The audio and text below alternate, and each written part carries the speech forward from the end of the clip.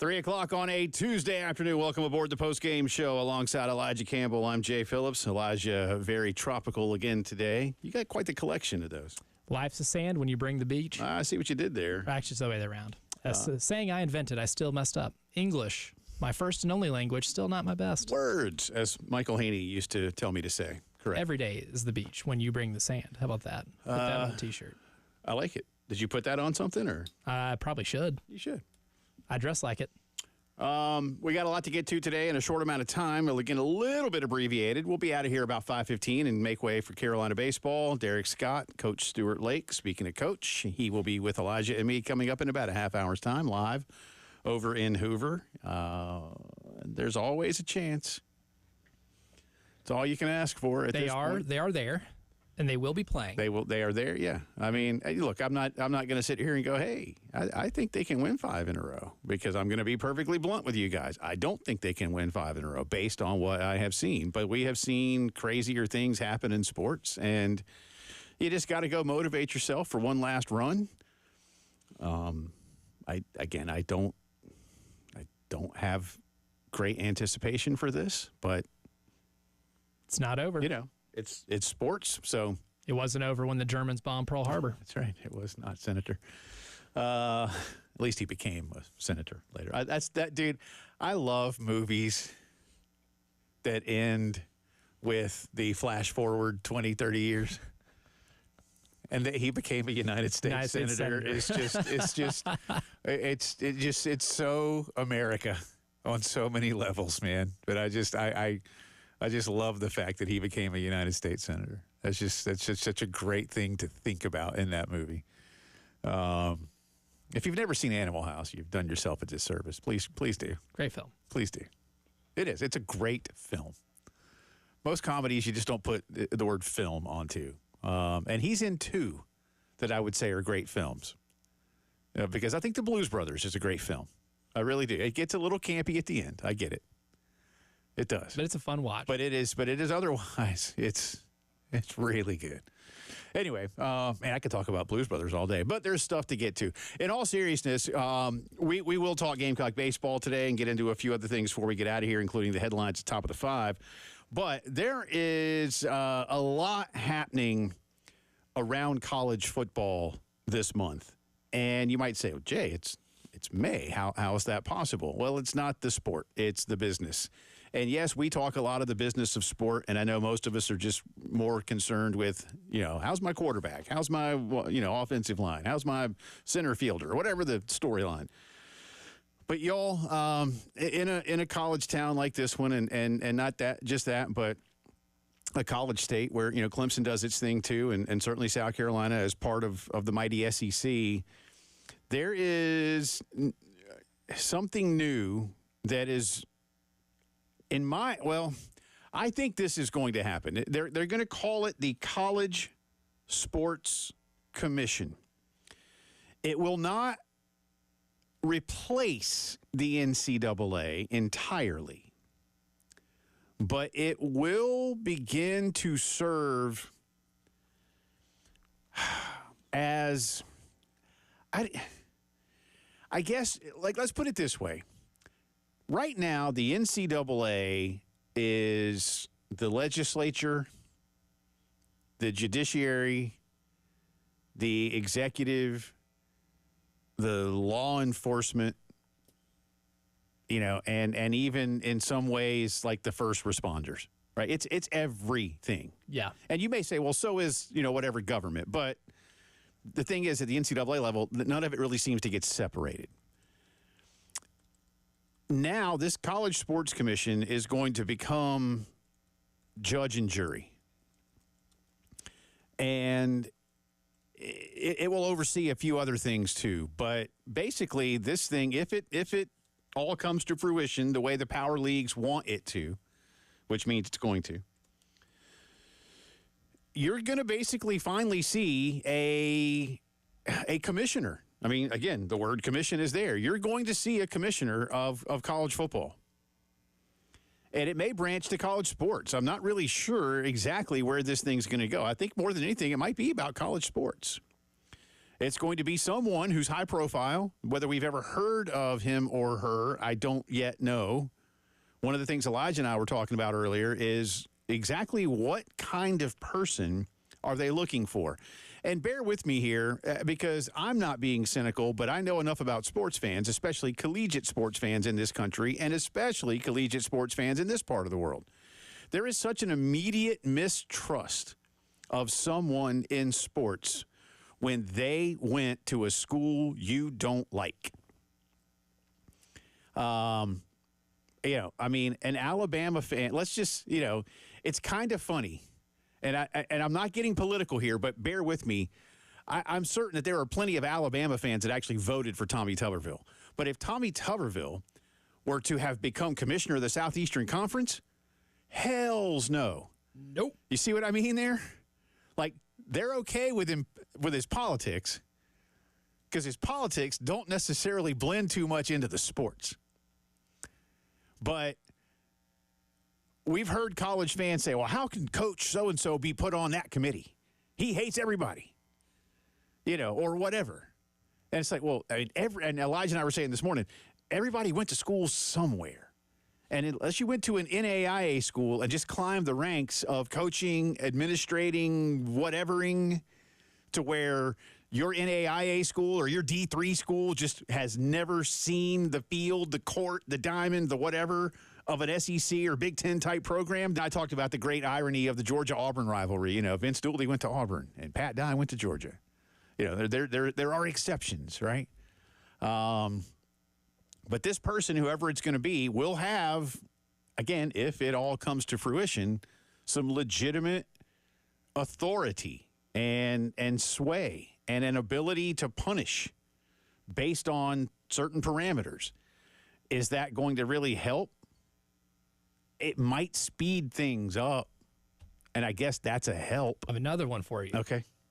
Is anything going to be enforceable? Right. Or are we going to just spend multi-millions of dollars into a CEO who claims to wield power, but in court is rendered useless? Because you know what? We already have that. Right, we do. And that's the real concern.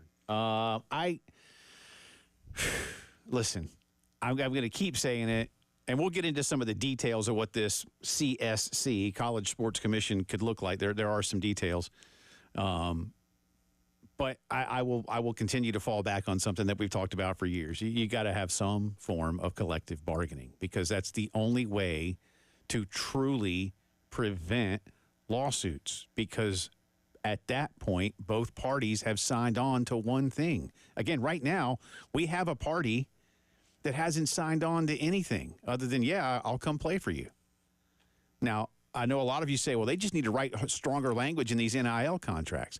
And maybe they do, but that's not going to prevent someone from still being able to transfer or still being able to sue over arbitrary financial caps. This $20.5 million, y'all, I hate to say it, if this House settlement is affirmed by Judge Wilkin in the coming days, and it's expected to be in the coming days, I would certainly think by the end of the month, which really is coming days if you think about it, it's still arbitrary. And she didn't, and I'm going to be amazed at the number of people who blame a judge. Why did she set it up that way? Remember, this judge has one job in this particular case: to make sure that the settlement agreement is fair to both sides. That's her job. They came up with the terms. She didn't. She's done nothing here other than say, I'm going to tell you right now, this thing y'all have in here, I'm not going to approve that because it's not fair. Mm-hmm. But she doesn't set the number. She just says, you need to bring something back so that I can affirm this. But she doesn't set any of these terms. The schools on one side and the aggrieved players, past and present, on the other. So it's still arbitrary. And one of the things we keep saying is you can't do that in this country. And that's what the courts have been telling the NCAA. You can't set arbitrary caps unless everybody agrees to it. Otherwise, you're going to get sued. If they feel like it, maybe nobody sues because there's plenty of money to go around. But all it takes is one. We saw the Diego Pavia thing. No one ever thought to challenge the legitimacy of your junior college years, and in terms of it counting against your Division I or NCAA eligibility. And then all it took was Diego Pavia to take him to court, win, and now a lot of athletes are doing that, enough to the point to call it the Pavia rule, because, again, all it took was one. How's that working for Rasul Faison?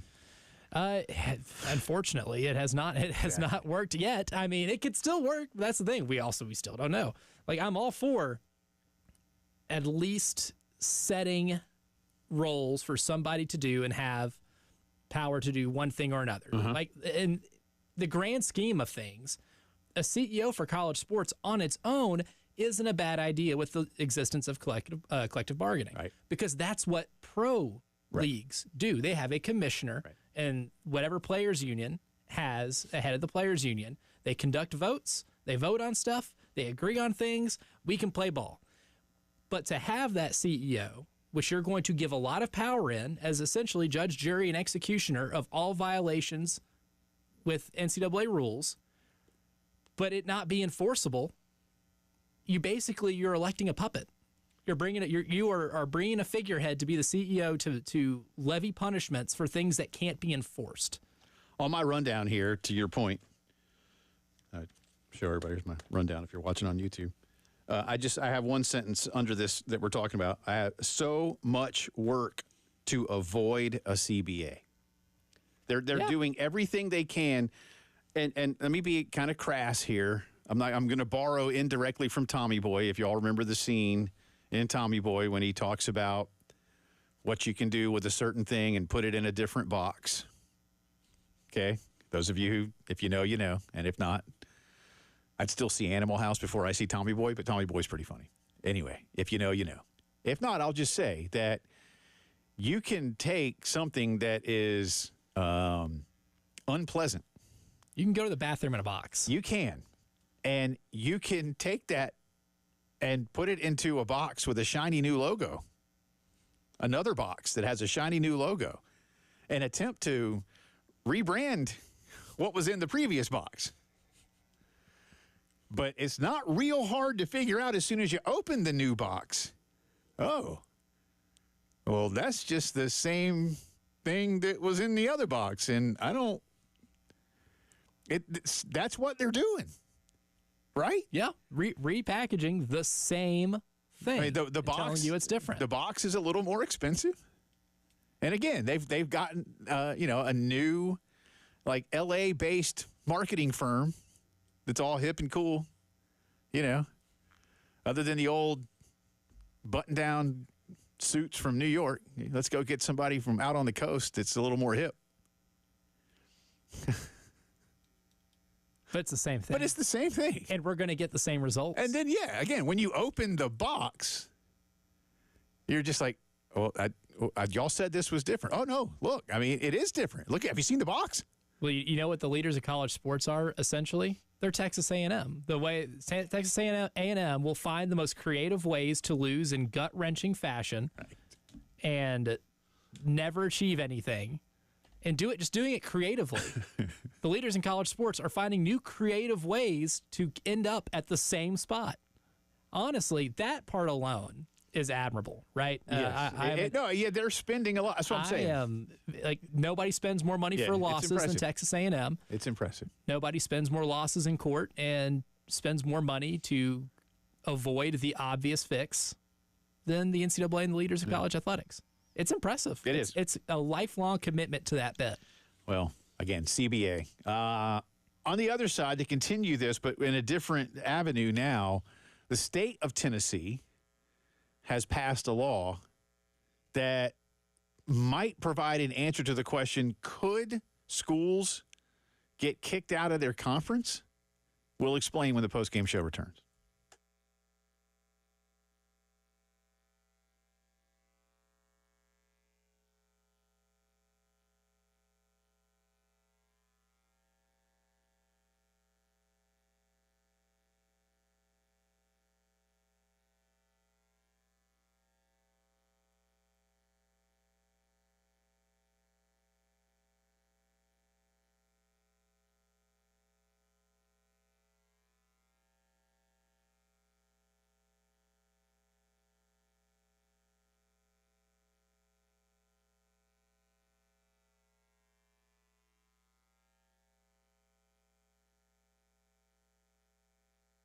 Hey, what's missing from your summer nights? So really a lot of nights throughout the year, especially around here. Great place to relax, nice way to enjoy music. What if you could do both of them at the same time and escape the stresses of life, which we all endure from time to time? Well, at Griffin Pools and Spas, their biggest Memorial Day hot tub sale is here. Thank you very much. Bringing you unmatched relaxation, fantastic sound, and a deal you can't miss right now. Griffin Pools is offering you a free premium audio system that is built right in to your brand new Bullfrog Spa. Or if that's not your jam, that's cool. You can take $2,500 off the price. But they've got hidden splash-proof speakers, built-in subwoofer, Bluetooth connectivity. You can soak in premium sound without leaving the water. Stop in and see them real soon. This sale disappears May 27th, right after Memorial Day. Check them out at Griffin Pools and Spas.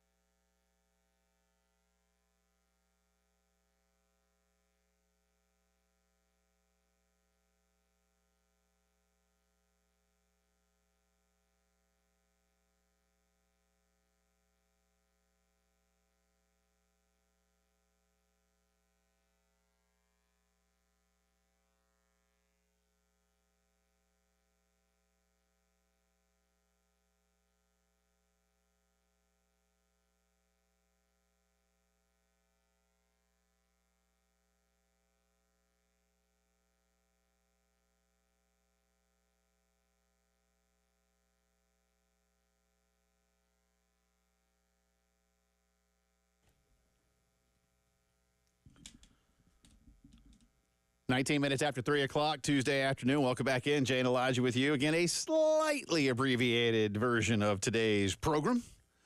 Elijah and I will be giving way in about 2 hours' time, a little bit less than that, to Carolina baseball. And Coach Stuart Lake is going to join us in just a few minutes. Gamecocks in Florida today.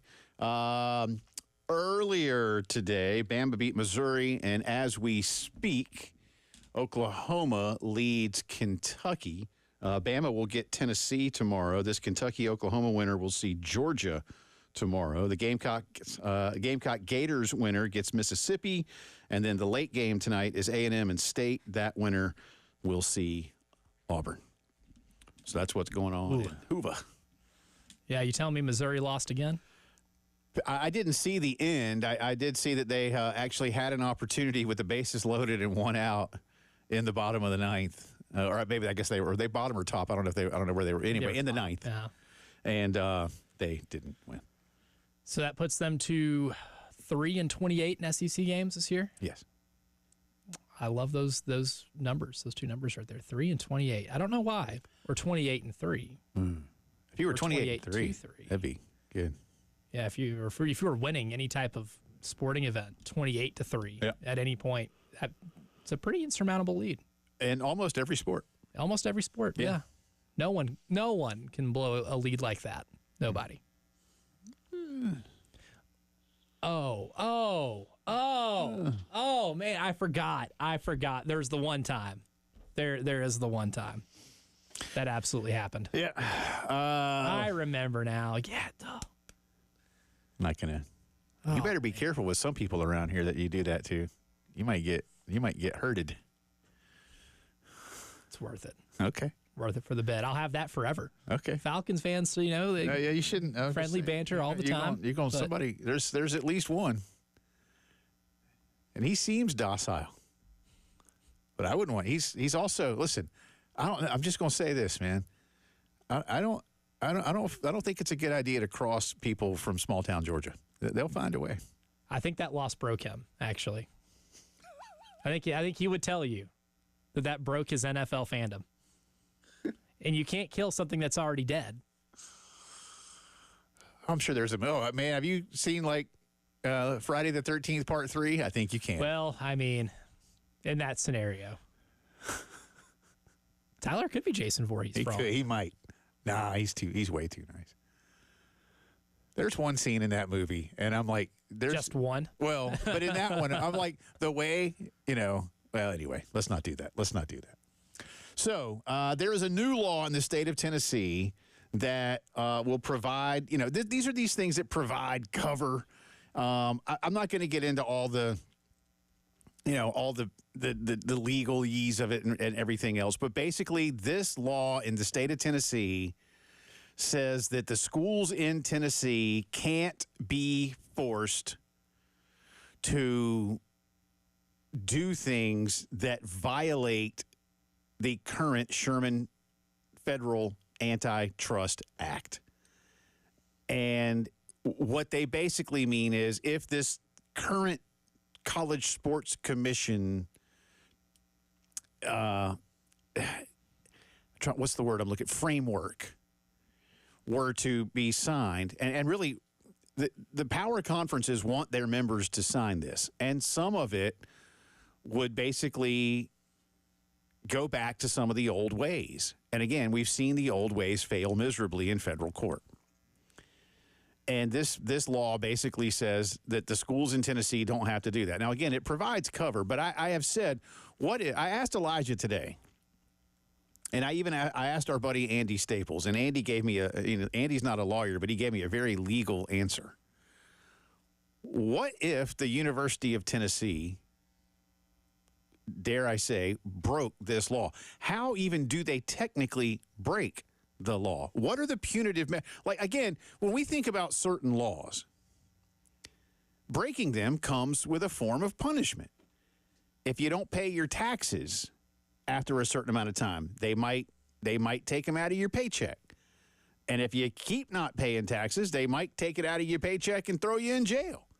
If you rob a bank, you're going to jail. And on I could go. If you get a speeding ticket, you pay a fine. If you keep getting a lot of speeding tickets, they take your license. If you keep doing it anyway, you go to jail. There's punitive measures. What would happen if the University of Tennessee and Vanderbilt University, one a state school, one a private school, both in the state of Tennessee, did sign this document that did, whether people like it or not, have certain clauses in it that would be seen as a violation of federal law? Is someone from Nashville going to go east on I-40 and knock on somebody's office door? Danny White, yeah? You're the athletics director at the University of Tennessee? Yeah? This is the state, what's the state police in Tennessee called? Like here we have SLED. What is it called in Tennessee? I don't know. The TBI. TBI. Okay, yeah. Tennessee Bureau of Investigation. This is Officer Johnson from the TBI. Yeah? You're under arrest. For what? Lawmakers in Nashville said you broke the law. I didn't break a law. I'm looking out for the Vols. No, sir. Is that what are we going to do? And wasn't, I guess, Andy's response more or less like you violated the signed agreement with the SEC and they can kick you out? Andy, which I don't think they would do. Yeah. Then it's a game of chicken. So Andy threw out a section of the article that he wrote today on On3, and he cited part of what Ross Dellinger wrote at Yahoo. And Andy said, would the SEC threaten to kick out Tennessee or Vanderbilt for following their own state's law? We're about to find out. That's what Andy wrote. And I retweeted that, and I asked equally interesting question. What happens if the universities themselves were to break this law? Who goes to jail or pays a hefty fine? Is there even a punitive measure written into it, or is this just more fanboy legislation? Andy responded, the aggrieved parties sue, and the schools get enjoined from breaking the law and either settle with the plaintiffs or risk paying financial damages. But again, who's going to sue the schools? The Tennessee legislature? They're not doing that because they did this for the schools. So again, how do you break this law? That's my, I'm sure there is a way. I'm not a lawyer, so I don't know. And I'm not saying that the schools, look, from what I understand in reading more about this morning, Danny White helped certain legislators or, their legal counsel write this law. They came to him and said, what do you need? What would you like to see in a law that covers your butt? This, and this. All right? Give us a couple weeks.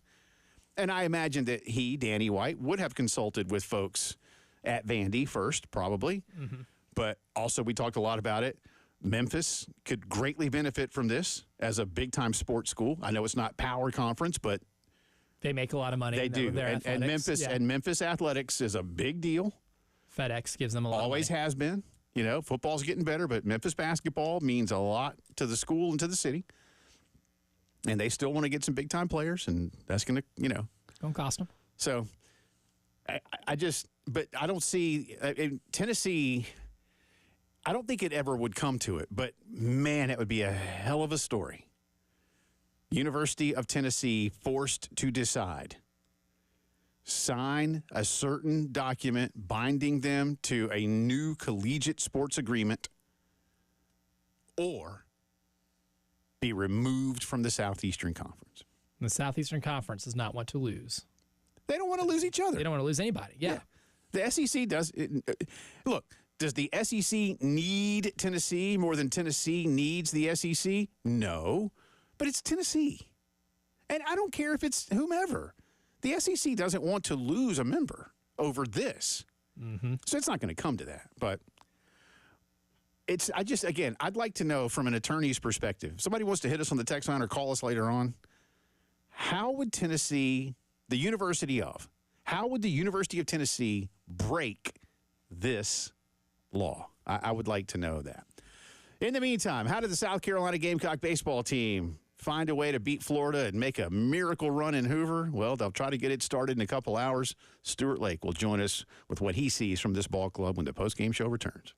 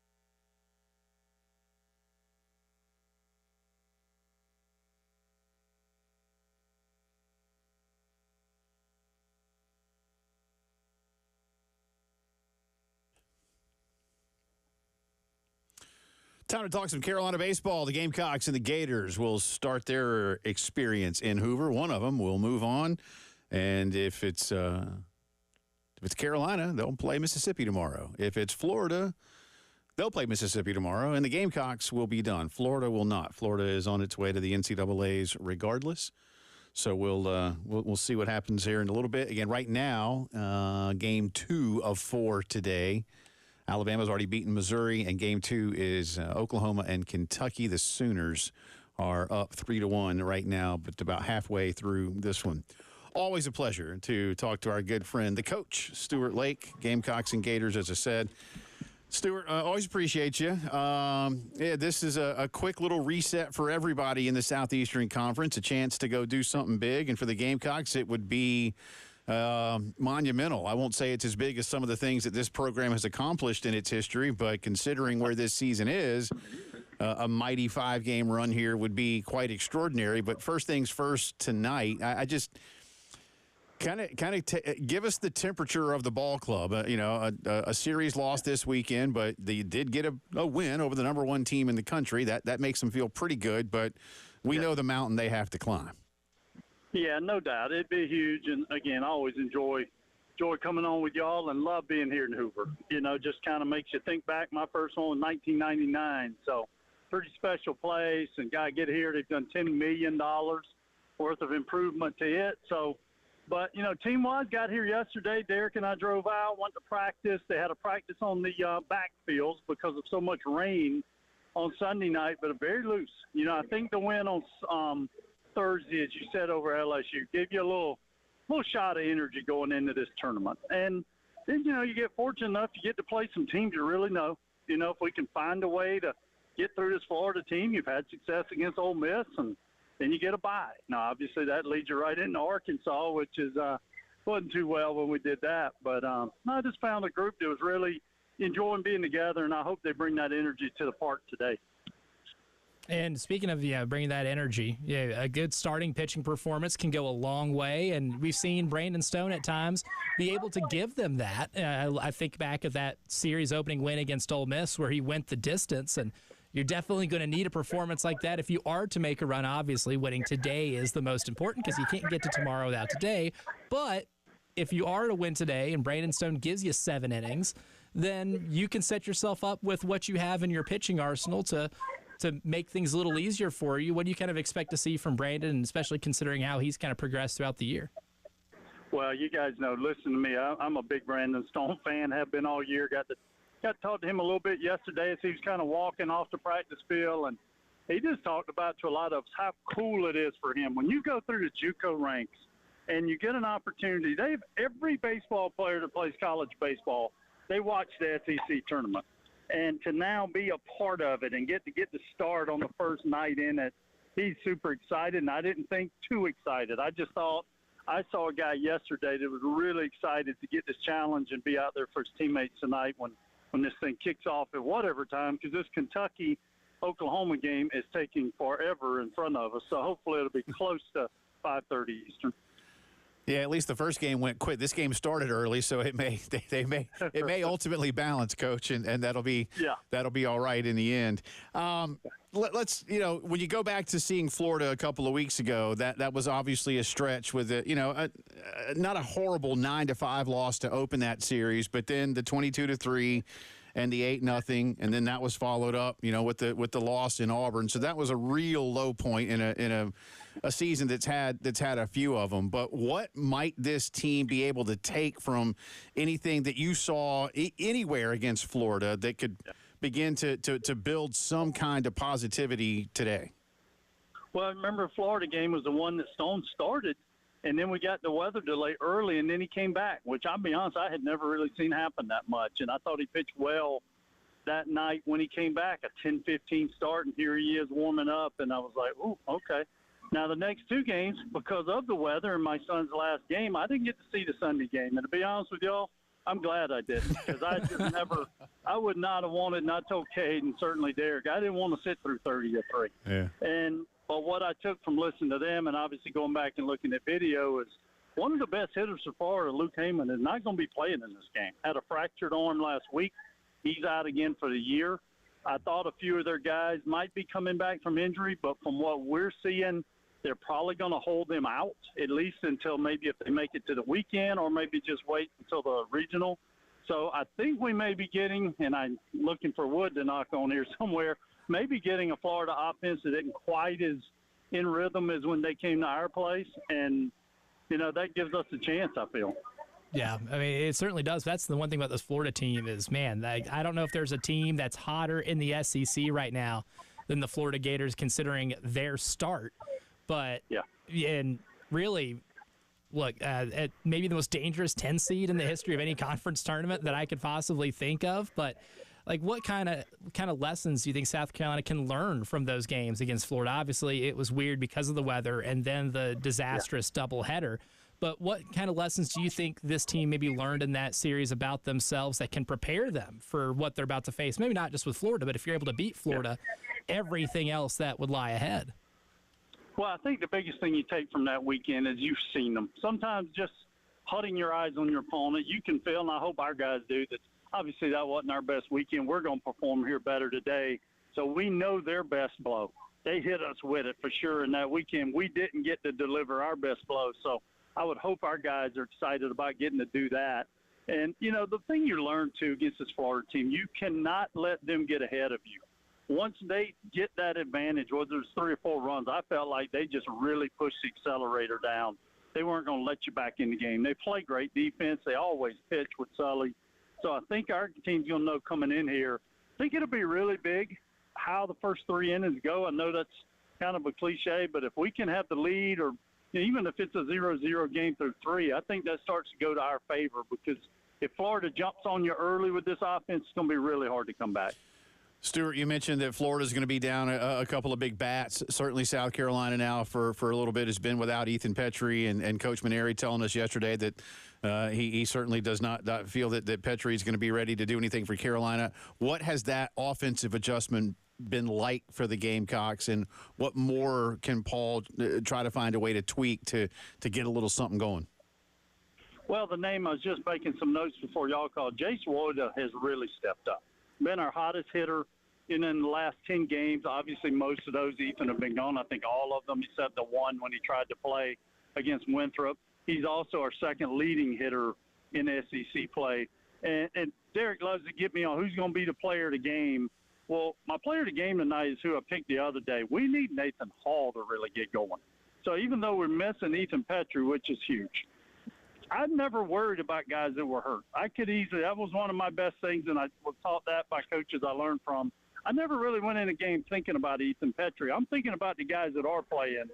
And Nathan Hall is the guy that we really need to get going here if we're going to have a chance in this SEC tournament, because I think he's a really good hitter. And Derek asked me last night, he goes, why is he not hitting right now? And I said, well, I'm going to make this sound really simple. Hitters go through a tough time at one point of the year. It's either the beginning, the middle, or the end. We remember Henry Casmore got through his at the beginning, and now he's as hot as he can be. Unfortunately for us, Nathan's hit his in the last 10 games. So we really need him to flush, reset, and have a big tournament here if we're going to stay here for a few days.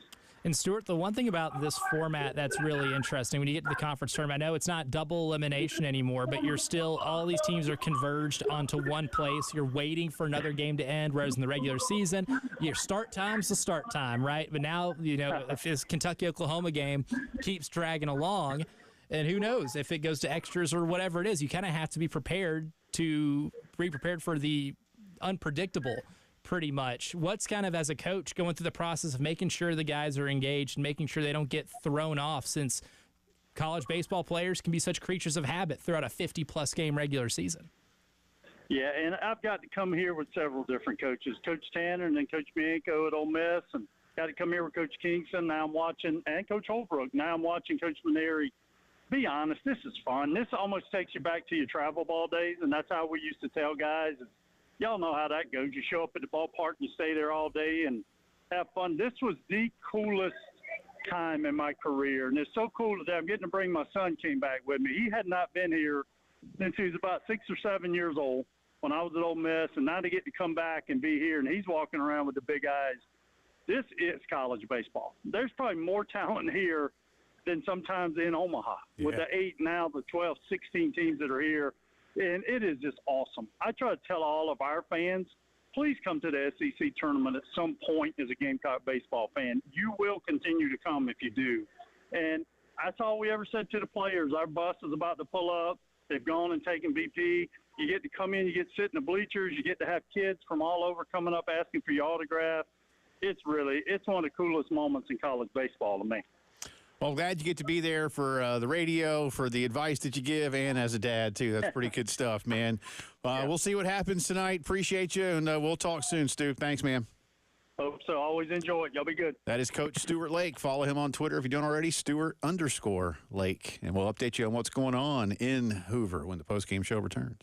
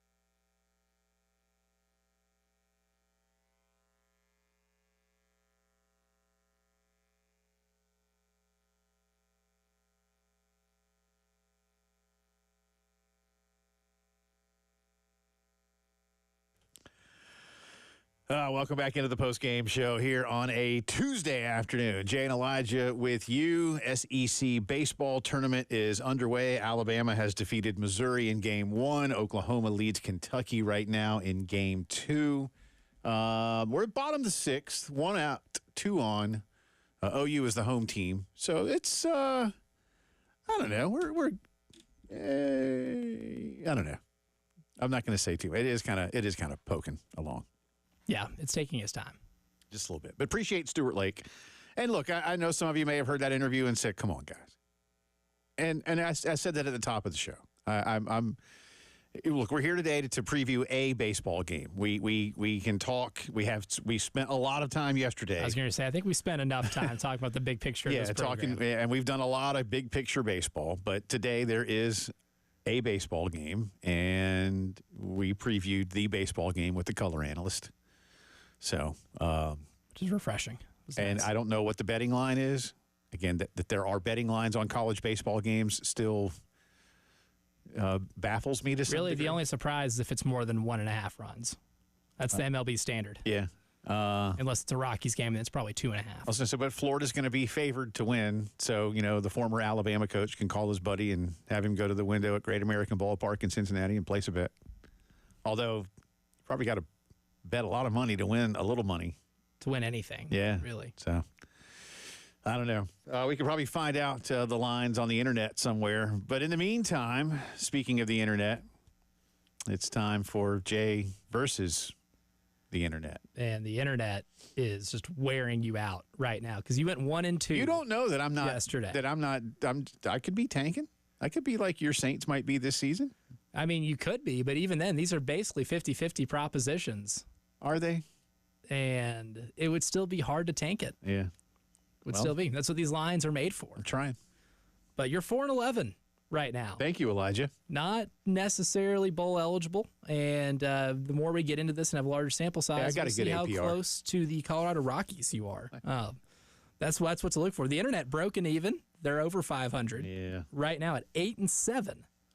So let's go ahead and get to it. Today, Game 1, Western Conference Finals. The Thunder are 7.5-point favorites against the Timberwolves. Give me Minnesota to cover. All right. And right now, for those who are thinking, oh, this is really early to do this. Well, that's because we do it the last segment of the show. Yeah, abbreviated show today. The poll will still run till about 5:45. Okay. So you still have time to vote. So we will solidify the internet's vote once that goes final. But as of right now, Timberwolves plus 7.5, 67%. So number 2, who will win Game 1 between the Panthers and the Hurricanes in the NHL? Who did the Panthers beat? They just got done destroying the Maple Leafs. Oh, yeah. Hurricanes. And so far, 61% say Hurricanes as well, subject to change. And lastly, over-under on Spencer Strider hits surrendered tonight, 3.5. Ooh, over. And right now, the internet is agreeing. 78% say over. So we might be in total agreement whenever this thing all runs out. Hour 2 coming up.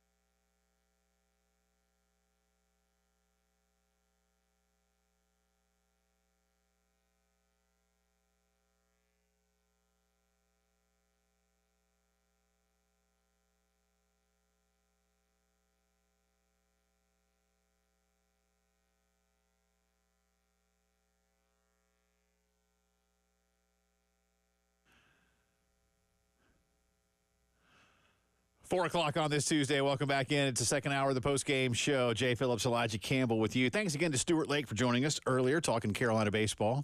Gamecocks and Gators. Game 1 for each. Game 3 overall, but game 1 for each in the SEC tournament. Again, this year's format is just like basketball now. It's straight single elimination throughout. No more double elim. Used to be a little play-in round that was single elimination. Then you'd get into a double elim format, but no longer the case. Now the last 8 schools, if you will, all playing today. And then the next 4 will be see the winners of today's games. And then the first 4 get a couple days off. And they'll be starting up on Thursday. So going to be an interesting weekend. Actually, no, I guess it's Friday, right? They play Friday? It would be. Yeah, there's a day off on Thursday, I think. So, yeah. Anyway, we'll keep you ready for that. And Carolina, Florida coming your way at 5:15, 5:30 scheduled first pitch. As we speak, we are top 7, 1 on, nobody out. Oklahoma leads Kentucky 4-1. So this game may be done in about an hour. So I think 5:30 can still happen. Certainly. Depending, but you might have jinxed it too. I might have. Because you said that if they go to extras, and then that's like the death knell right there. Which means if you have access to gamble on such things, I highly recommend doing it because I said it on a microphone, and you know what that means. It means I'm going to speak it into existence. Saw a story this morning that as the Big Ten now, and of course Southern California has joined the Big Ten Conference, and they've got 9 conference games. Notre Dame and Southern Cal's football rivalry may be going away, or at least be transferring to more sporadic play as opposed to an annual game. I think they've played annually for 90-something years now. Mm-hmm. And Notre Dame says, we certainly want to play every year, and Southern Cal's a little... you tell me Lincoln Riley's ducking an opponent? Well, why would you, is my question. Look, and I know you can give me some, but I mean, so let's go beyond, well, they'd like an easier game somewhere. Why would you? Why would you willingly stop a rivalry like this? Again, and look, I've said the same thing to you and to the audience when A&M and Texas stopped with the Bedlam game, because again, Civil War and the Apple Cup out west, Northwest, they're making that. They made it happen. And again, Carolina, Clemson would. I mean, I'm not mad anymore, but I still can't believe that Carolina and Clemson couldn't find a way to play during COVID. But their conferences just truly wouldn't let them. Which again, ugh. But you get over it for a year. But you want to talk about state laws and stuff, and again, I remind people there's a myth that there is a state law in South Carolina that mandates Carolina and Clemson play one another in football. It's a myth. There is no law. But if some kind of talk like that were to really gain any kind of traction, there'd be one. Then there would be. There would be. There absolutely would be. There'd be enough people over there to go, then you watch this. And again, Carolina and Clemson, that's just it's not going to happen. It's not going to happen. With the Notre Dame Southern Cal thing, like really the only reasonable explanation is that one team wouldn't want to schedule the other because for college football playoff implications. Right. And so let's just if you look at it through that scope, right? A team like Southern Cal wasn't excluded from the college football playoff because they lost non-conference games. Right. They were pretty bad in their conference this past year. They needed no help in that regard, right? But at the same time, let's just say you take that Notre Dame game off your non-conference schedule. With being in a new conference, how many games are there? Like, and Stuart Mandel made this point on Twitter too, and I saw that and I was like, yeah, I mean, great thought. And that is that how many games on the schedule would traditional Southern Cal fans be excited for? Oregon, Washington, UCLA if you play them. I mean, you play UCLA if you play Washington or Oregon, because there's a good chance you won't because the league's got 1 billion teams, right? And you can't play 1 billion games. Michigan, maybe, I guess, but Well, what is the common thread with the first schools you mentioned? That's who you played anyway. Mm-hmm. I just and this is a Southern Cal thing, and like I said, this goes back to here in Kentucky. I don't know if we can play Louisville. I mean, God forbid. And look, I know I If slam. you can't beat Louisville, you shouldn't be in the college. Yeah, playoff and I anyway. slam Louisville by not wanting to. I want to give Louisville props, but I slam them by saying Kentucky. To your point, if you're scared of playing Louisville in football, then what are we doing here? Right. What's the point? What's the point of any of this? I mean, come on. If there's any, based on recent history and overall history, and again, I know there's zero fear at all, but if like those kind of schools, like Carolina would be the one to be like, if we stopped playing Clemson and just added East Carolina and App State and Georgia Southern and stuff, that'd be all right. We could win those games. But again, that would never happen. But Georgia's not afraid of Georgia Tech. And Georgia Tech wants to keep playing Georgia. Mm-hmm. Florida and Florida State should be a pretty equal game. And they're never going to dodge each other. No, and they're not. And again, so I'm not even saying like Carolina is. That's just quite the contrary. Right. Like, bring it. And look, I don't know how many people feel the way I do even about Georgia and Carolina, but I hate that Georgia's not on the schedule. And I realize through history that Georgia and Clemson have beaten South Carolina more than South Carolina have beaten Georgia and Clemson. That doesn't bother me. It's not the point. Yeah, that doesn't. I don't even want to say that doesn't even concern me. The on-field result is completely irrelevant. Yeah, the concern is that you're not doing it. And again, you are playing Clemson, but you're not playing Georgia. And I have a hunch that in 2026, Carolina and Georgia will see one another again, even if it's still some kind of temporary schedule. But I just the idea of dodging teams because you're scared to lose, and that's all this is. Mm-hmm.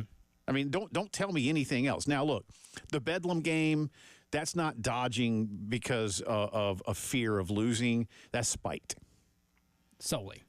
That's spite. And I don't know who's spiting whom, if they're spiting one another. I'm surprised, quite honestly. I'm dead serious about this. I'm surprised that the Oklahoma legislature hasn't done something about that. Mm-hmm. But they haven't. But again, dodging somebody out of fear of losing, why do it at all to begin with? It's so dumb because it insinuates the only reason you're not in the college football playoff is because you're scheduling teams like that. Right. Like, no, Kentucky, you're not in the college football playoff because you're Kentucky. Well, that has more to do with it than playing or not playing Louisville. Let me go back to because this is something we didn't get to yesterday. Florida, I saw recently, like we know Florida has 8 conference games. And last year and this year, they're playing Miami. And, of course, again, they play FSU. So there's 10. But I saw that Florida has recently announced non-cons with, wait for it, because this is a murderer's row, man. All right? You're going to be impressed. Florida Atlantic. Don't know how they make it out alive. Campbell, no relation. Certain death. South Alabama. Even worse. And Charleston Southern. Don't know how they make it out. I really don't. And I was like, y'all shouldn't even send out a release. Keep that one private. Or if you do, you make that one of the Friday news dumps. Like 5:59 Eastern PM on Friday. And just hope like hell that it just slips through the weekend cracks. That'd be like me telling my mom my report card when she's half asleep. Right. Not going to remember it. Passed out on the couch. Hey, Mom, I made all C's this semester. Oh, that's great. Go back to sleep. That's what that is. So, anyway, I hope Notre Dame, Southern California remains as one of college football's most attractive matchups every year. Because it's a good game. It's a great game. Yeah. A lot of history to it. Both teams are usually pretty solid at the minimum. Yeah. And Southern Cal should be better than they are, by the way. But we'll see if Lincoln can get it turned around. In the meantime, let me come back around to this. I'm going to now read a little bit, or at least cite, so I'll do a little bit of both, from Ross Dellinger, who put this out last night at Yahoo, late last night. So really this is making news this morning. But I mentioned earlier, for those of you who just tuned in, the state of Tennessee recently passed a bill that was signed by their governor, and it allows schools inside their state, public or private, to basically break any rules that the House settlement will kind of affirm if those rules break antitrust law federally. And let me read it like this. He says, in layman's terms, the law is a launched missile toward plans from the NCAA and power conferences to police the revenue-sharing era of college sports, taking aim at the athlete compensation cap, the severe penalties for rule breakers, and the policies that prevent phony, booster-backed name, image, and likeness deals to players. So, again, a lot of that is in the settlement. I'll remind everybody once again that the judge in the case, Claudia Wilkin, is not setting the terms of the settlement. That's up to the plaintiffs and the defendants once they got to the table, and they put those terms together. She has been overseeing those, and she has made them revise from time to time. She's heard from those who object on both sides, although really the objectors have mostly been on the plaintiff's side, not the defendant's side. The schools are like, just get it done, please. They've chirped, but I don't believe there were any serious school objectors, defendant objectors to this. But Ross also mentions the College Sports Commission as a new entity that the Power Four leagues want to start and have run by a commissioner. And basically, he says here, in a wholly stunning concept, it would require schools to waive their right to pursue legal challenges against the new enforcement entity. The document, I'm going to read verbatim here, would bind institutions to the enforcement policies even if their state law is contradictory, and would exempt the College Sports Commission from lawsuits from member schools over enforcement decisions, offering instead a route for schools to pursue arbitration. Notice that in there is no language around one very important factor and faction: players. Kind of the hurdle in this entire equation. And once again, I'm going to remind everybody, whether we want to treat them that way, think of them that way, or whatever else, that players, with incredibly rare exception, are adults. You will occasionally see a 17-year-old that makes his or her way as a freshman into college. Ryan Williamses are the exception, not the rule. So very, very rare. By and large, as we all know, these are adults. Again, young adults, yes. Bare minimum adults, yes. But adults under the eyes of the law, yes. You can't put arbitrary caps on stuff. So, okay, the school can't sue. Okay. Players can. Players have. And the players keep winning. Well, and they will continue to do so. They will. They absolutely will, because the laws of the nation haven't changed. This is just a creative new way to lose in court.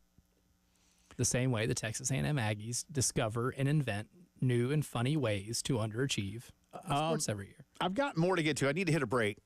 But there's more in this that it's going to make a lot of y'all scratch your head and say, well, wait a minute, then why don't we just do something else? And that's a great question. There are so many things here that are on paper or in theory exactly what we want. But as I keep saying, in practice, are not going to be allowed because they break the law. But we'll explain more and see what y'all think about it. And again, could schools, if they don't agree to this, literally be removed from their conference? That's something that we need to address as well, and we will on the other side. It's the Postgame Show.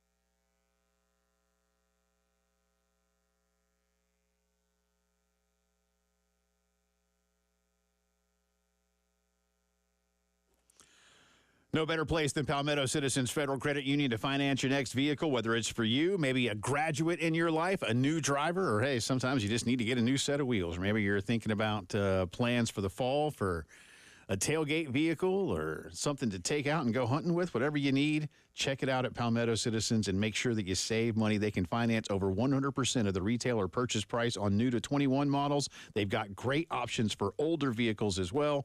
Many plans at Palmetto Citizens come with no payments for up to 90 days, so you can get into that ride and kind of set yourself up to make sure you get everything taken care of. So before you do anything else, go shop around, of course, find the vehicle you want, whether it's brand new, used, whatever, and then stop into one of the locations of Palmetto Citizens, 14 of them, all across the Midlands. They've been in business since the 1930s. They know what's up. My wife and I are members. We love them. You will too. Check them out. Learn more. PalmettoCitizens.org.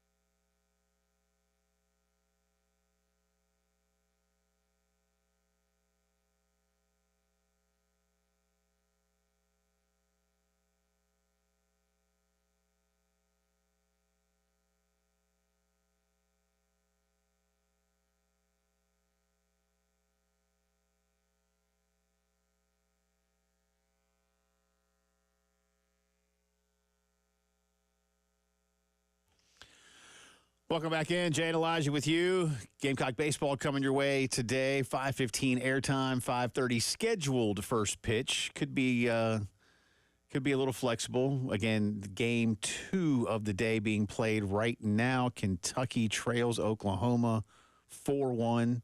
Kentucky batting top of the 8th. They have 1 on, 1 out.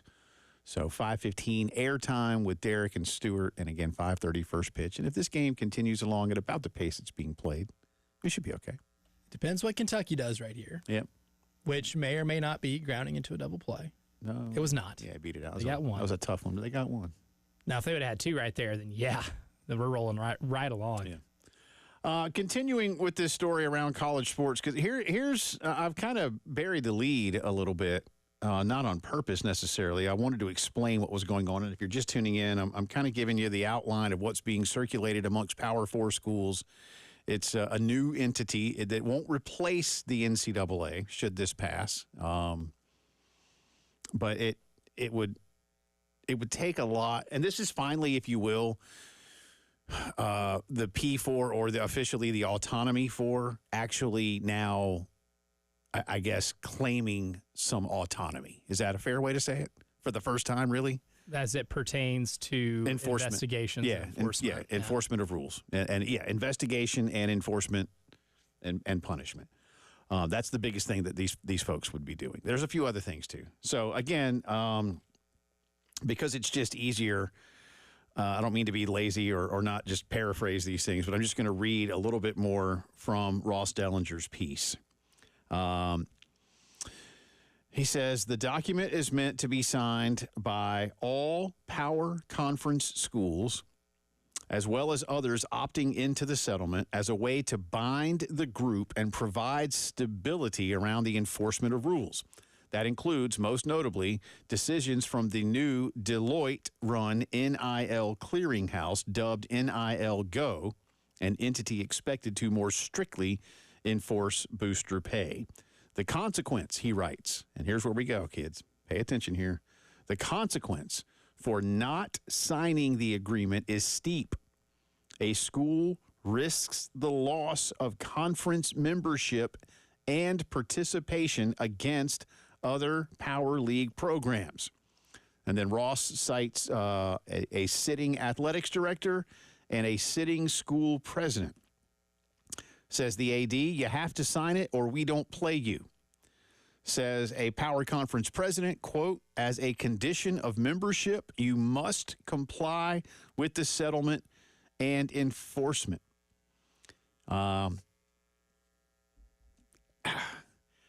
Look,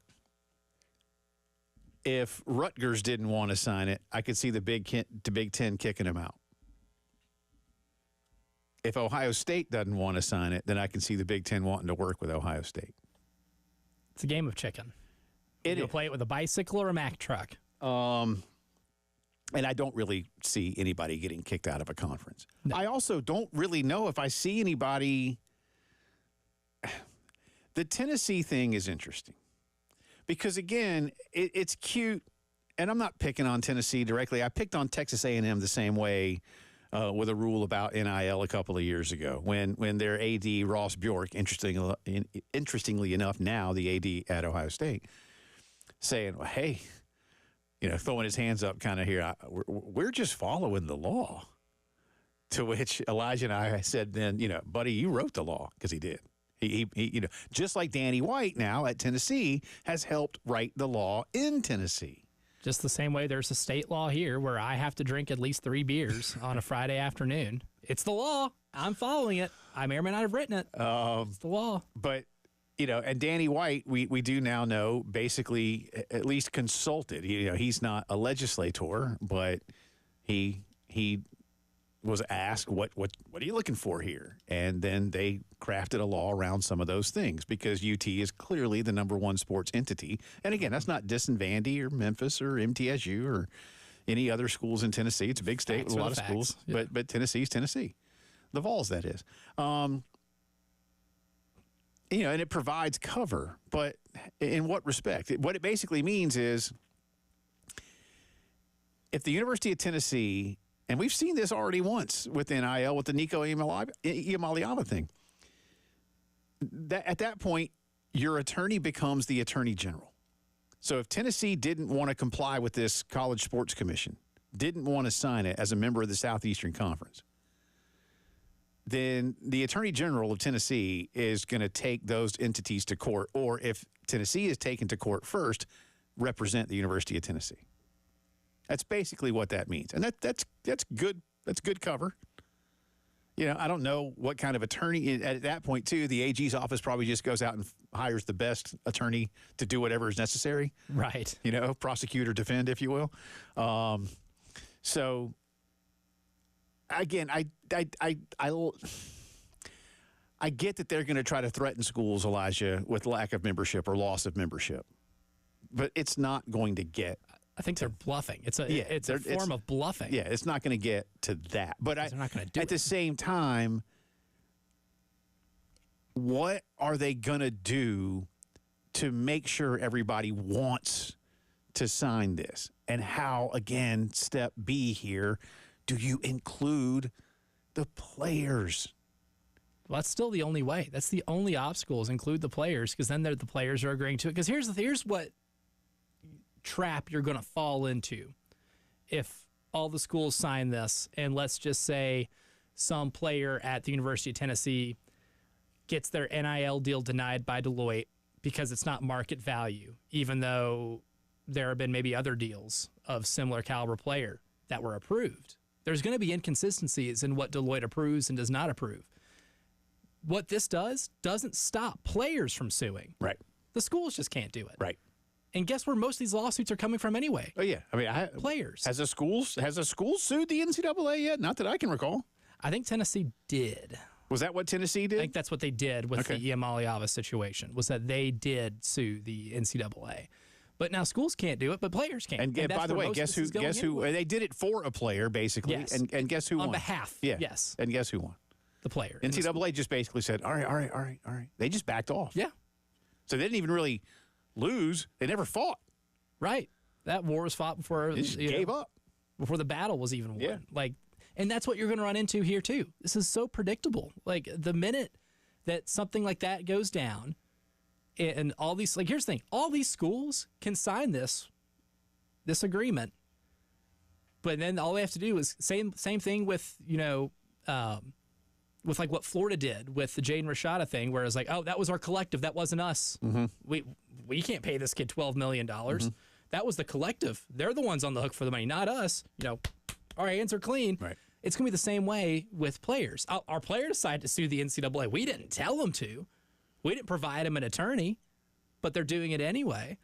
Like, you're just going to end up falling into the same trap that we've fallen into, and now it's just the more expensive trap. You're looking at two different traps that one you've fallen into continuously. Another one's going to cost you millions of dollars so you can pay a nice big fancy salary for whatever CEO you want to anoint, which is even dumber. It is. Because now you're still having to pay court fees and pay your attorneys, and now you have to pay millions of dollars for a CEO for him to also lose. And again, who is that person? And I come back around to something we talked about at the top of the show. Is that person, he or she, someone who's going to be like very closely and professionally attached with college athletics, or someone who has largely professionally been completely detached? It's Mr. Deloitte himself from college athletics. I mean, again, I made the joke a little bit earlier. I'm not really joking, but, and I'm not being political here when I say this, but conservative voters in Alabama that pull for the Tide didn't have a problem voting for Coach Tommy Tuberville, formerly of Auburn, when it came to his politics. But if they had learned that Tommy Tuberville was about to become commissioner of the Southeastern Conference, they'd have pitched a fit. They absolutely would have, because they're going to say, well, now he's going to rig it for Auburn. Yeah. We already know. So, and that's my point. And again, if Nick Saban were to be named this commissioner, Auburn fans would do. Auburn fans don't want it, and Georgia fans, Tennessee fans don't want it, and nobody wants it. Even LSU fans don't want it anymore. Michigan State would be like, yeah, sure, whatever. They're just here for the ride. Yeah. The real winners are the friends they made along the way. But and it won't be Nick. But who would it be? Who fits that bill? I would almost go for someone who's, I don't know, been like the number 3 at Apple. Right. I don't know. Someone disconnected. Yeah, and went to MIT, but is good at negotiating. Right? Like, I don't know. Well, then, who's MIT's rival? Caltech?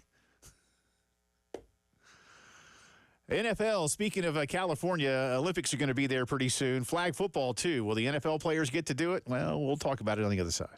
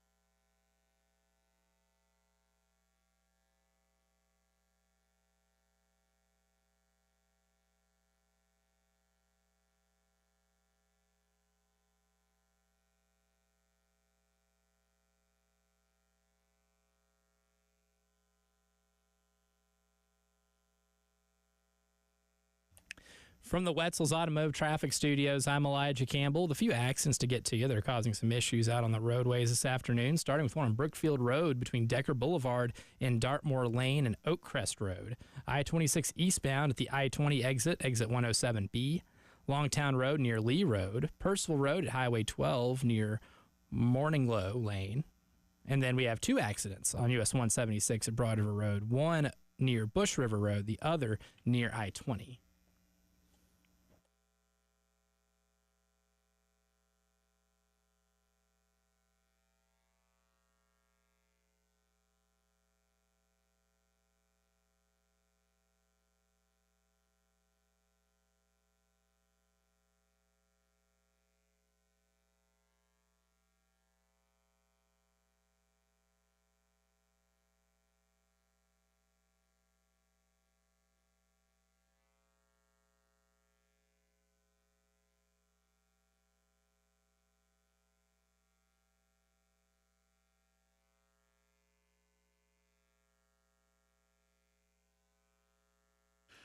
Going to talk a little NFL here. More off-season news as owners are meeting in the Twin Cities, voting on several things, including the tush push, reseeding the playoffs. Those two things have not yet been voted upon, but they have voted on flag football at the Olympics. And I'll give you that in just a second. But before we do anything else, texters 4 and 5.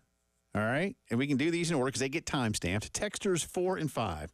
If you would like to go see the Fireflies take on the Fayetteville Woodpeckers Friday night, May the 30th. So that's not this week, but next. We have 2 family 4-packs for you. So just text Fireflies, your name, and your email address. There we go. Yes, full name. Full name. Yeah, not your go-by name or your Gamecock Central name or anything like that. A name that we can put on the tickets, please. Text that to 803-404-6100.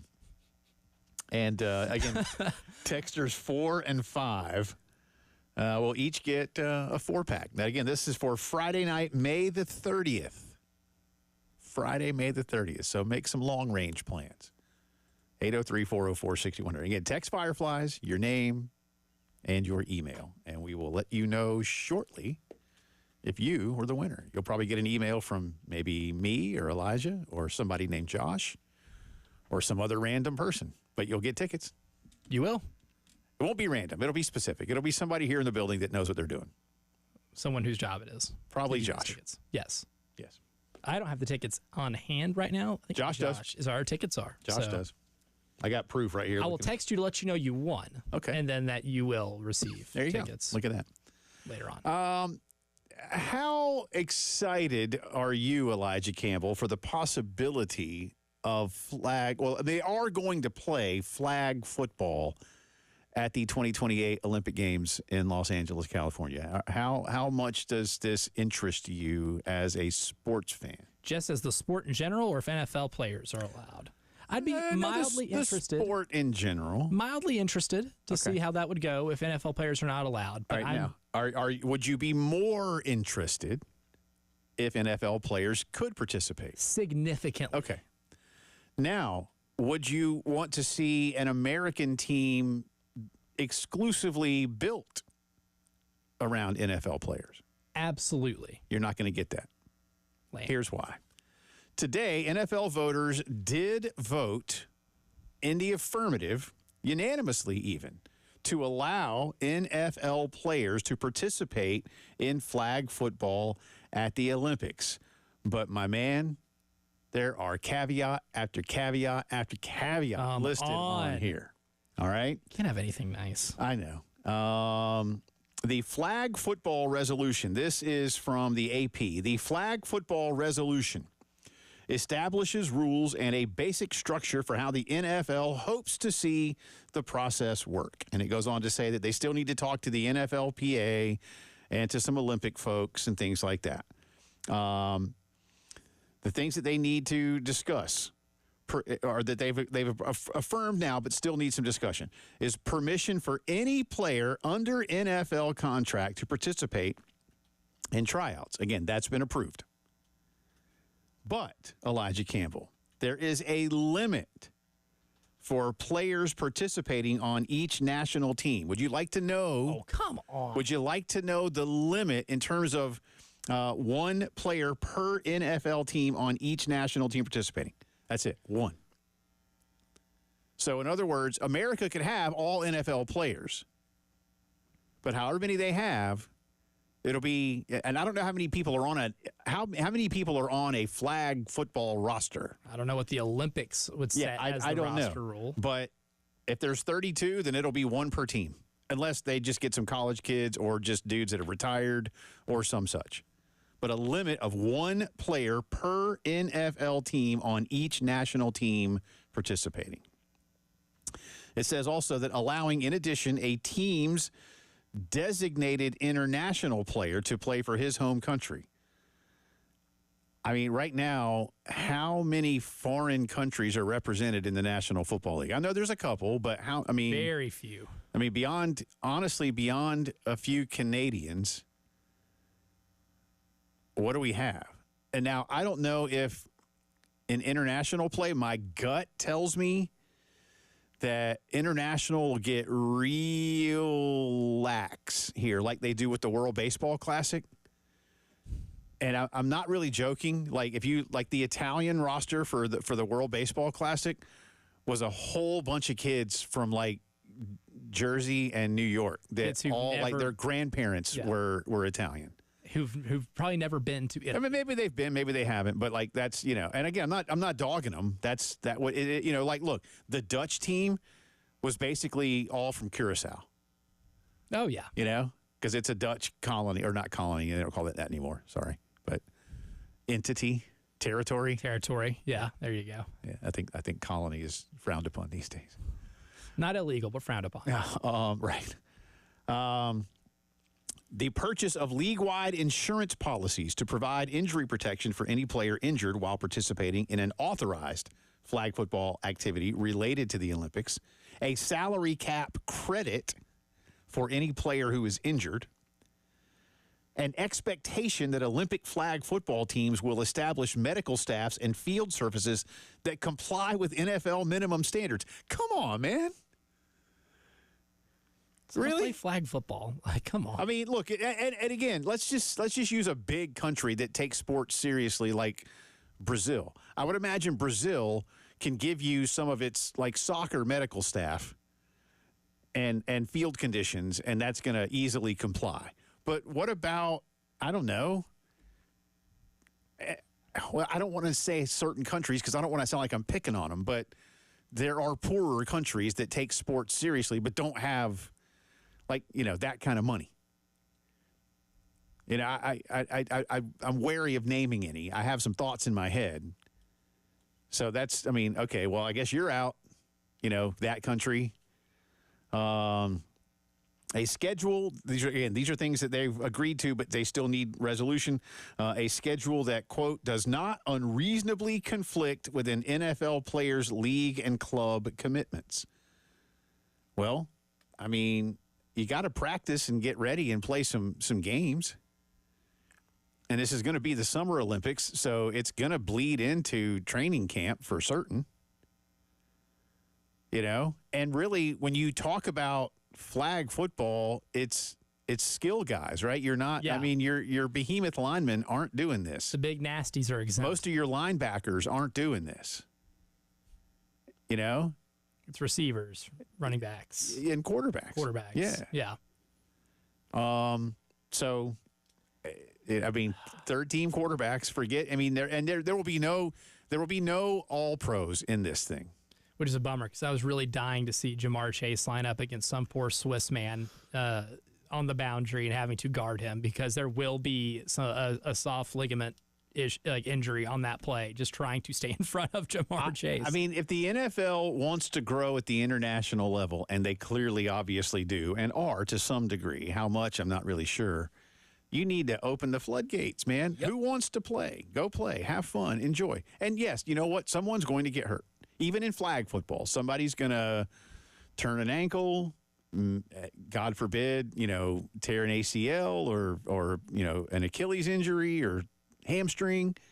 You know, something's going to happen. But the opportunity to play for a gold medal will bring out the competitiveness in all these guys. The Dream Team worked wonders for the NBA. Yeah. Man, that was fun, too. That was awesome. I don't know anything about Angola, but I know they're in trouble. Well, yeah, right. What made the Dream Team so awesome, too, is because in 1988, America didn't even play for the gold medal. Yeah, they got embarrassed. Ugh. That was terrible, man. That was terrible. I was in high school. That was terrible. So anyway, flag football, yeah, NFL players can do it, but only one per team. So I guess America will be filled with NFL players, and then they'll just win the gold medal. All right, Jay or nay coming up.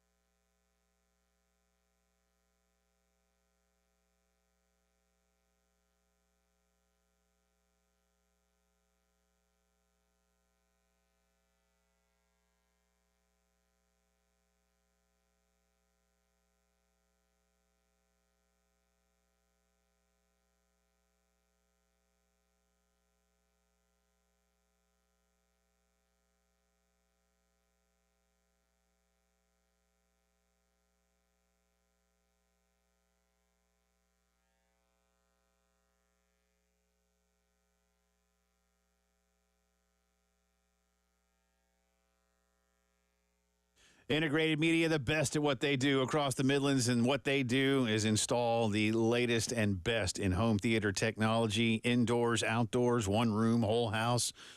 Amazing Dolby sound that's built into your walls or your ceiling, or you can get it the same way through the fantastic Sonos wireless speaker systems that you can pick up and move around wherever you want them.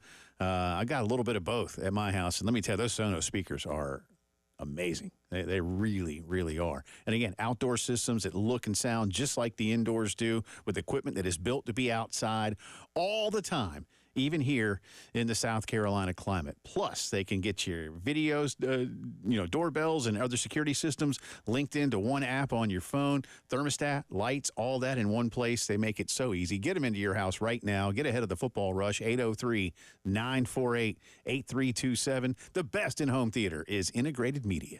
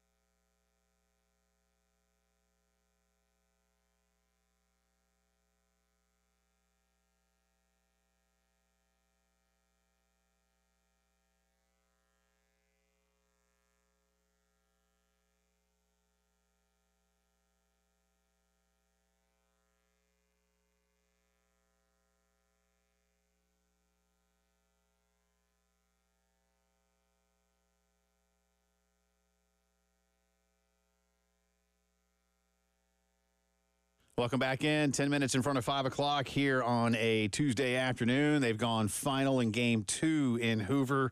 Oklahoma has defeated Kentucky 5-1. Sooners will go on to face Georgia in the same time slot tomorrow. Again, Alabama had already beaten Missouri today 4-1. The Tide will get Tennessee tomorrow. They don't like each other. Gamecocks and Gators still set now for what will definitely be a 5:30 start, 5:15 airtime. So Derek and Stewart coming your way in just over 20 minutes' time. Time for a little J or nay. Yes, as one does at 4:45 every day. Again, I don't care what it is. I just like the music. You just want to hear this, That's it. the tune. All right, J or nay. Brock Purdy's new deal for the 49ers was smart for the 49ers because it passes the Derek Carr rule. Yes. If y'all don't know, do you want to tell everybody what your Derek Carr rule is? Yes, the Derek Carr rule is when your the quarterback on their rookie contract expires, the decision of whether or not to extend said quarterback and overpay for them because of the inflated quarterback market should be based off of one question. Is your quarterback better or worse than Derek Carr? If the answer is better, go ahead and sign him because the risk of trying to find that next player at that position, that very important position, is high that you get a first-round pick and they flop. We see first-round quarterback flops all the time. But if that answer is no, they're not better than Derek Carr, then you should go ahead and press the reset button at that position. Derek Carr is the ultimate QB 16. Yeah, well, the the answer is J. Yeah, it was a good move. He's been really good for them, and I know last year was a down year because of so many injuries and things, but I think he's been a very steady presence. He was a good college quarterback too. I don't think he gets enough credit for being a good Big 12 quarterback, but he was. That he went so late, whatever. But he's earned this. You don't get this because somebody's like, oh, I don't know what we should do. No, he earned it. So that's a J. It's a good move. Especially considering he's taken you to a Super Bowl. Yeah. And the one NFC Championship game he got hurt in. Yeah. You were not remotely close. They were down to like their 8th quarterback that day. Yeah, that was, I think Christian McCaffrey took snaps. It was under crazy. center. It was wild. Yeah. All right, J or nay. 10-seeded Florida will be in the semifinals of the SEC tournament. Ooh, they are playing great baseball, man. But As a 10 seed. Could this be a 10 seed making the Final Four of the conference? you got to win 3 to do that, right? Got to win today. They got to beat Carolina today. They got to beat Ole Miss tomorrow. And then I forget who's after Ole Miss. Yeah, I don't know who they would get there. Because that would Can't get you into remember. the quarterfinals. Yeah. And then you got to win that. I'm going to say nay. Gonna say nay. Yeah, I'm going to say nay. I think they certainly can, but I'm going to say nay. That whoever they run into that hasn't played yet, that's going to be a hiccup. Wanted to find a college football one. So I found an interesting one here. All right. Because we know what Cam Ward did at Miami last year. But J or nay, Carson Beck leads Miami to the college football playoff.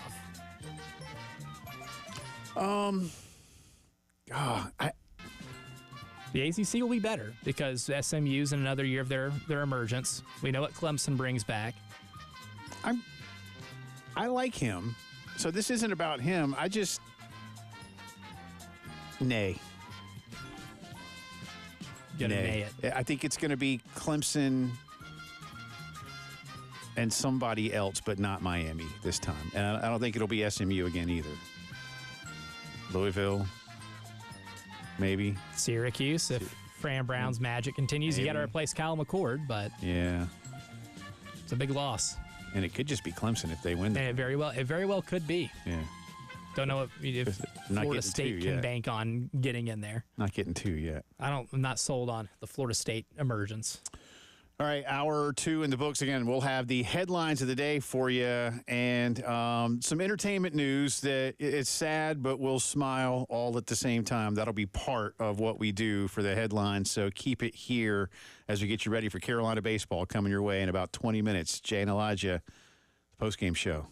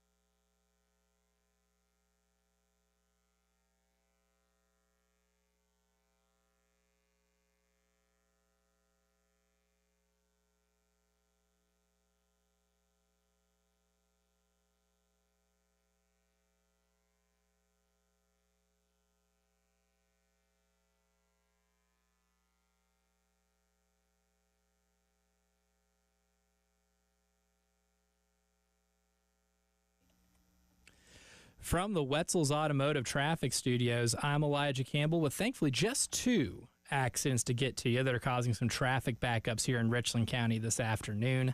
One is going to be on Brookfield Road between Decker Boulevard and Dartmoor Lane and Oak Crest Road. Looks like it's right in front of RNE. We also have an accident reported on I-26 eastbound. That is over at the I-20 exit 107B. Those are the only 2 so far that are causing any type of traffic backup.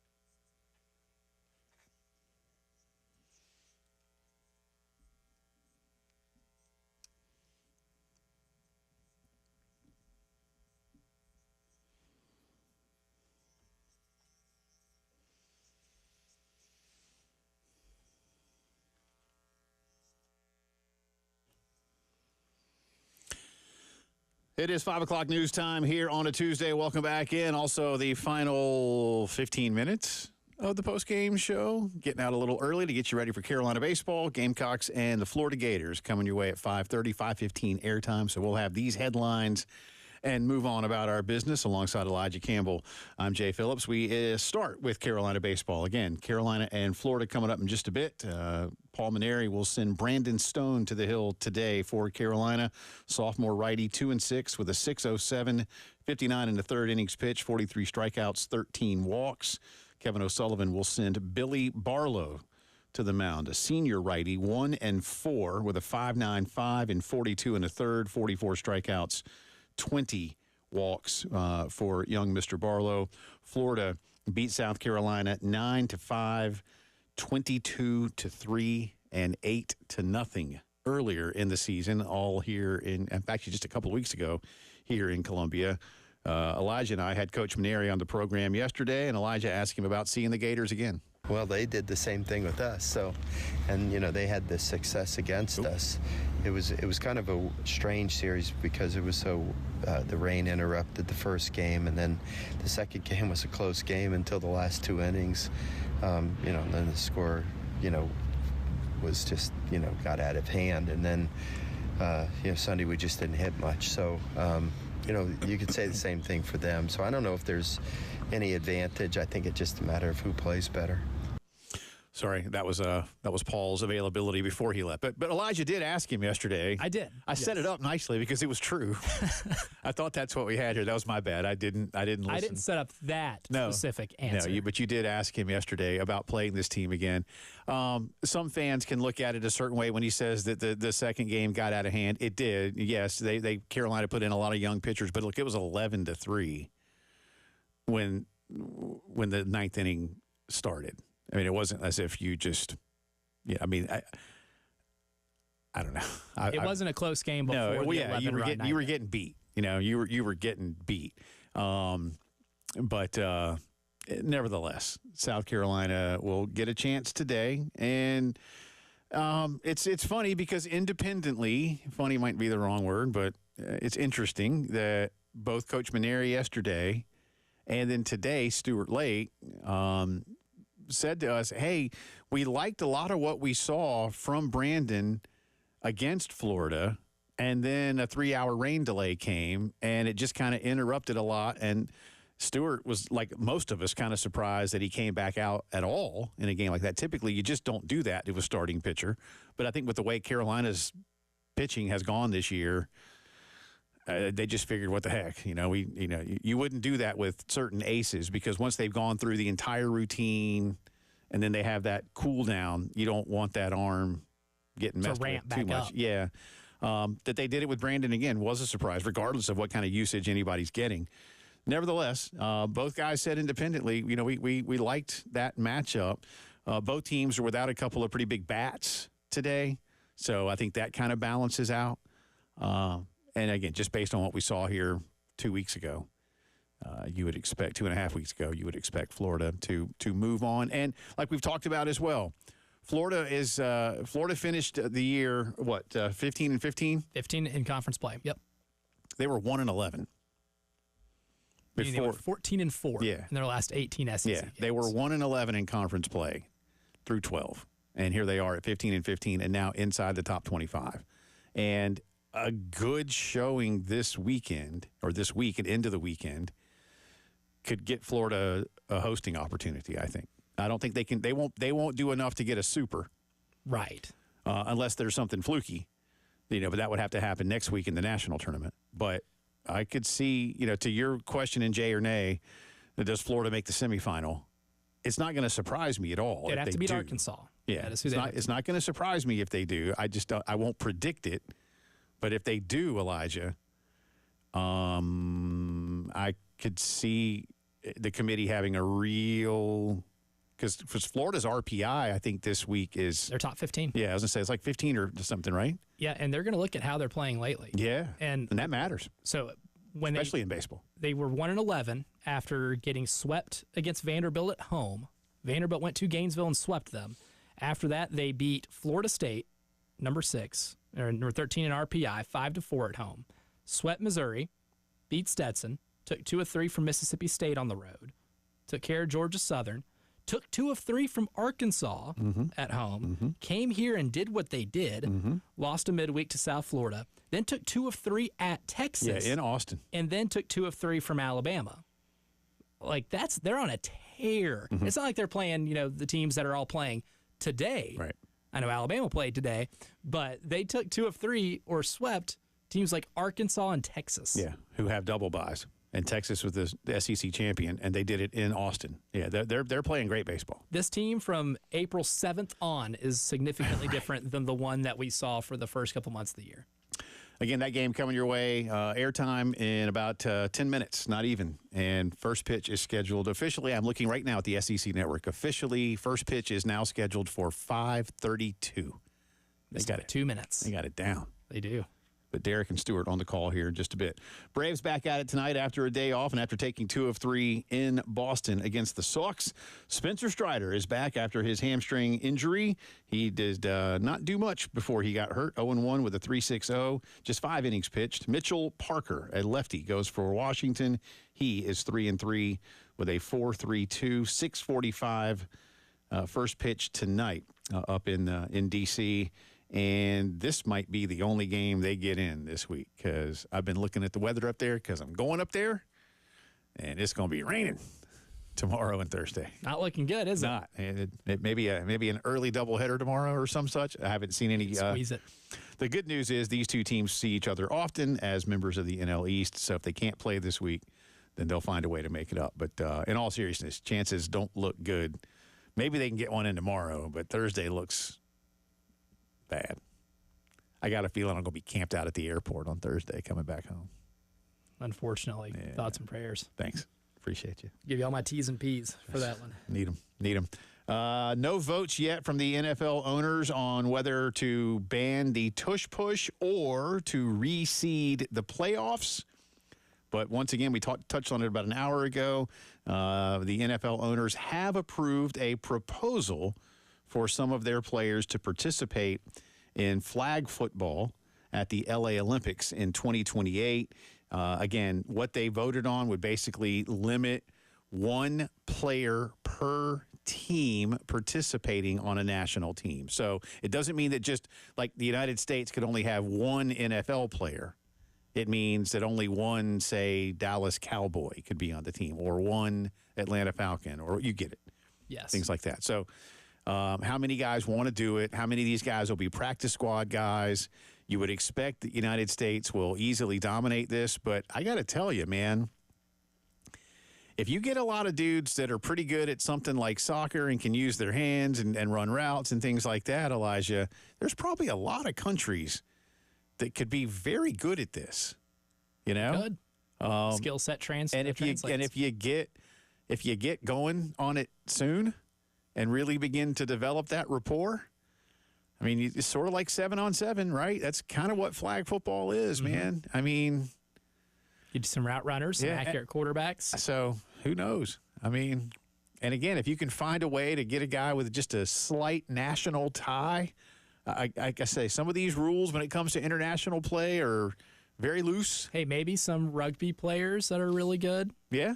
can maybe make the transfer over. So who knows? Australia can be interesting. I don't see why not, man. New Zealand. South Africa. South Africa. These are real deal countries when it comes to that kind of thing. France is good, man. UK, Italy. They play rugby, man. That Six Nations tournament in Europe. Pretty good. When I say they're out for blood, Literally. Yeah. It's vicious. I've watched some of that because that used to be on the old NBC Sports Network, like after some Premier League. Yeah. Oh, they used to play college sevens Man. on NBC Yeah, Sports Network, yeah. and that was a lot of fun. Very open, more akin to like a flag football, except the violence. Felt like Cal was always the allowed. best team in those, right? Oh, they were awesome. Yeah. Yeah. Dominant. Smart, and they just know the angles. Cal in a sport in which laterals are allowed to win games, I've never heard of that. No. It's never been a Oh, thing. the band is out on the field. Anyway, so flag football players, can be there, but exactly what it looks like, still a few hoops to jump through. Speaking of hoops, no pun intended there. I apologize. Timberwolves will be at the Thunder, Game 1 of the Western Conference Finals. Tip-off 8:30 in OKC. The Thunder are favored by 6.5. That line's gone down. That's what I got on ESPN Bet. I don't know where you got yours, but I got it on ESPN Bet is where I got mine. Well, then there you go. I had the T-Wolves plus the points based on Jay versus the internet. 26 minutes left in those polls. And I guess I got to get us out of here, don't I? Just real quick, we'll talk more about this tomorrow, I'd imagine, on the show. But George Wendt passed away today, 76 years old. Norm on Cheers primarily, had a great supporting role in Fletch, which is one of my favorite films. And, of course, did Da Bears Guys with Mike Myers and all those dudes and Chris Farley for so many years in the 90s on Saturday Night Live. So R.I.P. Norm, one of the great television characters of all time. The man won 6 Emmys playing Norm. Didn't get nominated for he won 6. That's remarkable. Great show. Good stuff. All right, is it time to go? It is time to All go. right, Gamecock baseball is next. See y'all tomorrow.